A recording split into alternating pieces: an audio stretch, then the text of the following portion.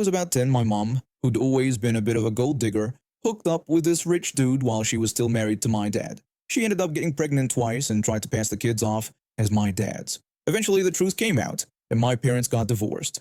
Now, here's where things get interesting. My grandpa had set aside a chunk of money for his grandkids, originally meant for 3 of us, but when he found out that my half-siblings weren't actually related to him, he decided to give it all to me. My mom threw a fit, still expecting the money for her new kids, but Grandpa basically told her to take a hike. Fast forward a few years, and my half-sister's heading off to college. Apparently, she can't be bothered to get a normal job for spending money, so my mom and her new husband start harassing me for cash. They've tried twice now, but all I've offered them is a wad of used chewing tobacco before telling them to scram. So, that brings us to today. I'm out in the shop getting the tractor ready for some field work. I've got Hank Williams Jr. blasting, a cold beer in hand, just minding my own business. Suddenly, I hear a knock at the door. It's my mom's husband. Let's call him Nice Guy, or NG for short, because he's actually not that bad.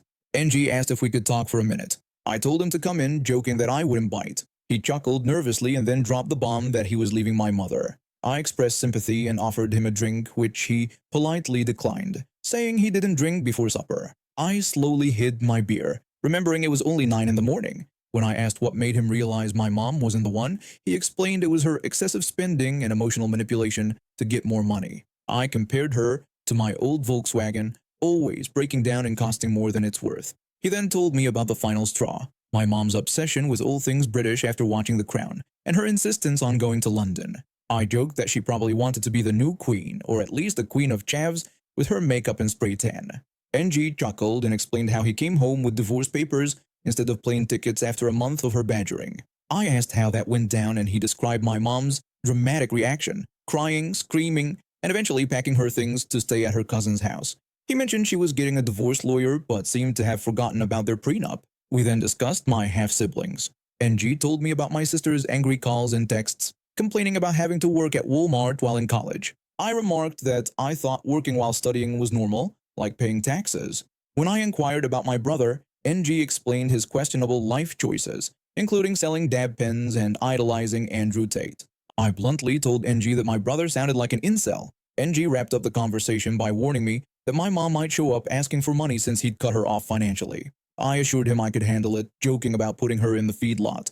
I also asked about her car, and he said he'd already returned it to the dealership. With that, NG left to go play golf. After he left, I finished my beer, contemplating my mom's predicament. I briefly considered harassing my sister at work, but decided against it. A few days later, while I was out in the field, I spotted an unfamiliar car pulling up to the house. As I got closer, I realized it was my mom. I parked the tractor and braced myself for the incoming drama. My mom greeted me enthusiastically, claiming she'd been looking all over for me. When I asked what she wanted, she scolded me for my tone and explained her dire situation. I correctly guessed that she needed money. She confirmed this, complaining about her ex-husband leaving her with nothing and mentioning my sister's college expenses. She tried to guilt-trip me by invoking family ties. I reminded her of her past actions, including not helping me when I needed it and trying to pass off her new kids as my dad's. She dismissed this as being in the past and insisted we needed to stick together. She then brought up the money my grandfather left me, suggesting I should share it with her and my sister. I refused, and this angered her, and she demanded to know how I could treat her this way after all she'd done for me. I sarcastically listed her misdeeds, lying, cheating, and trying to scam her own father before attempting to leave. She grabbed my arm to stop me, threatening to tell everyone what an ungrateful son I was. I called her bluff, saying everyone already knew what kind of person she was, and warned her to leave before I called the sheriff. She started crying, but I ignored her theatrics and walked back to my tractor. As I climbed in, I watched her stomping back to her car and slamming the door shut. It's not the happy ending she was hoping for, but it sure feels like justice to me. After losing my job due to the pandemic, I found myself struggling to make ends meet. With my savings dwindling, I had no choice but to move to a low-income apartment complex in a less desirable part of town.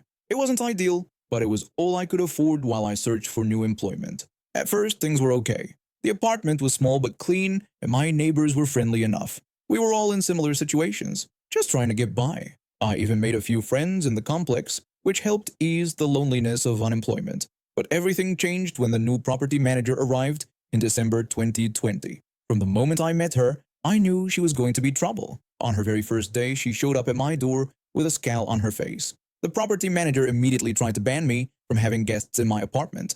She claimed that anyone who visited me was trespassing on the property. I was shocked and told her that these were my friends who also lived in the complex. I insisted that she couldn't ban me from having visitors. She stubbornly replied that as a property manager, she made the rules and guests weren't allowed. This woman was trying to dictate who I could have in my own home. I told her not to contact me directly again and to speak to my lawyer if she had any issues. Then I slammed the door in her face. About a month later, I came home to find the property manager inside my apartment. Luckily, I had set up a security camera after our first encounter, so I caught the whole thing on film. I demanded to know what she was doing in my apartment and told her to get out. She claimed that, as the landlady, she had the right to be there whenever and for however long she wanted. I told her that wasn't how it worked and that she was breaking and entering. I warned her to leave immediately or I'd call the police. She insisted that I couldn't make her leave because it was her property. I took a step towards her, my patience wearing thin. I gave her one last warning to get out of my apartment right away. She finally left, but not before threatening to call the police on me for threatening her. When the cops showed up, I simply showed them the video of her breaking in. They left without taking any action against me. A few weeks later, I received a summons to appear in eviction court.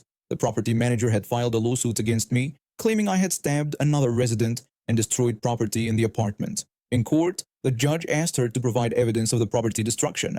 The property manager told the judge that I had flipped all the furniture in my apartment and caused extensive damage to my own property. She was trying to evict me for supposedly damaging my own belongings. The judge saw through her lies, especially when I provided evidence that I was actually the victim of a stabbing by another resident, not the perpetrator. The harassment continued for months. One day, I caught her opening my door without warning. When I asked what she was doing, she said my water heater was leaking and maintenance needed to come in and fix it. I told her that maintenance could come in, but she needed to leave.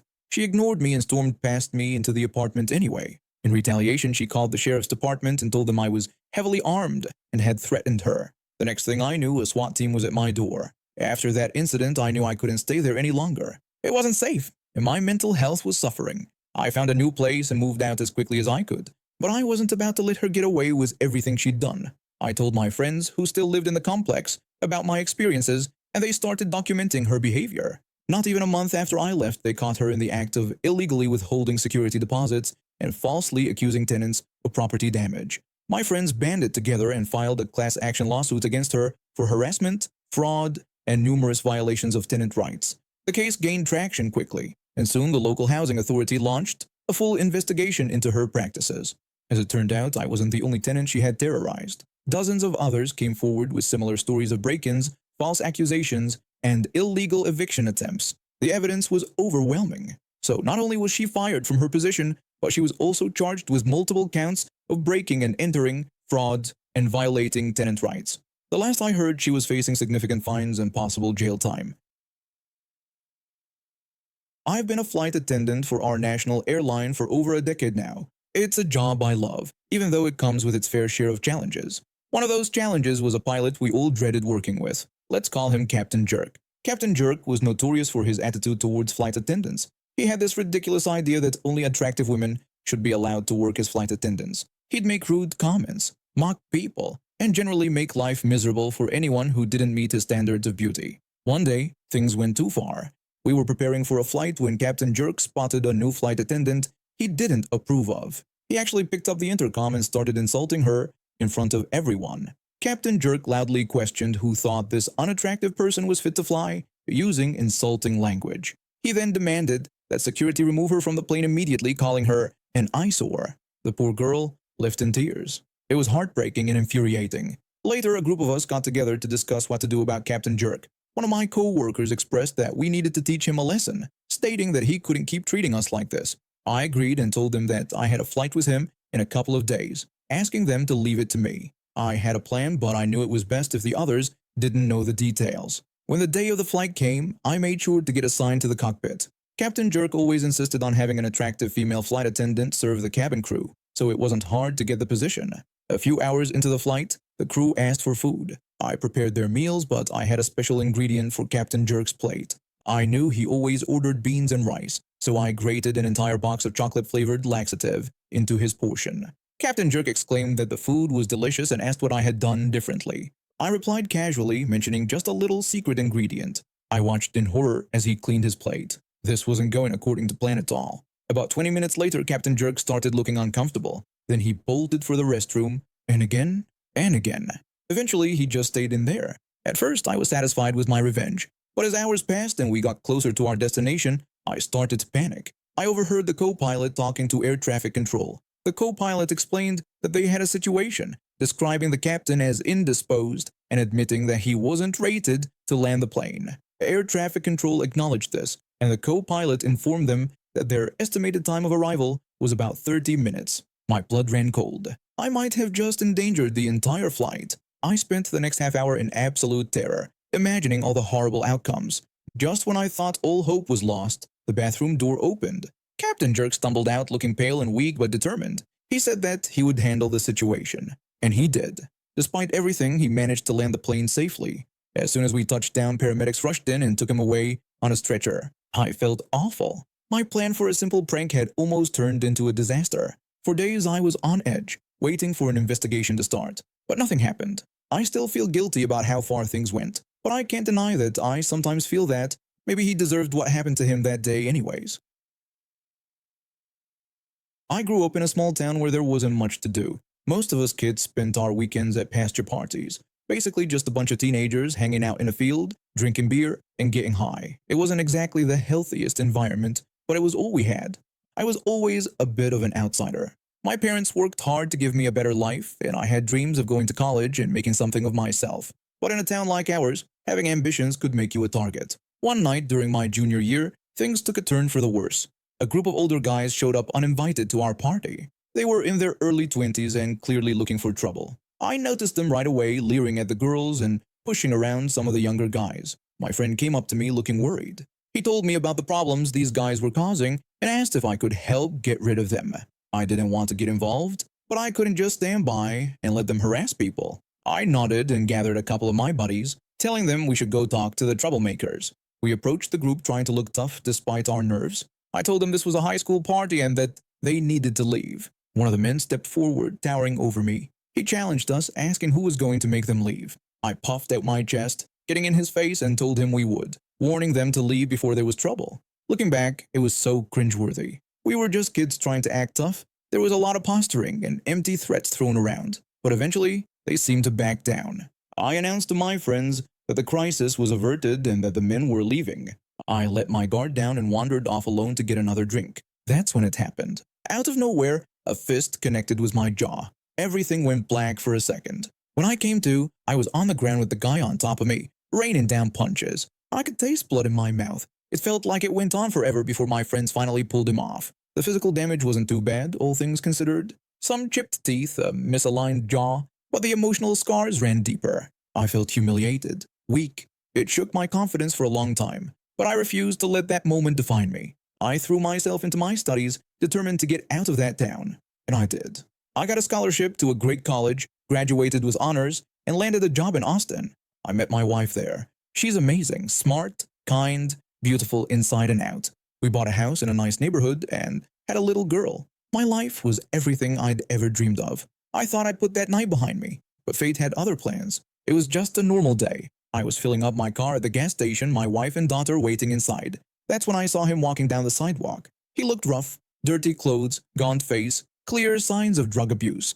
But I recognized him instantly. The face tattoo was a dead giveaway. For a moment I froze. All those old feelings came rushing back, the pain and the humiliation. But then I looked at my car, at my beautiful family inside, and I felt a wave of peace wash over me. I called out to him. I greeted him casually, mentioning it had been a while since we'd seen each other. He turned, his eyes widening as he recognized me. He looked shocked, almost scared, like he was seeing a ghost. I told him to take care and be well. I got in my car and drove away, leaving him standing there on the sidewalk. And in that moment, I realized I had won. Not through violence or revenge, but by living my best life.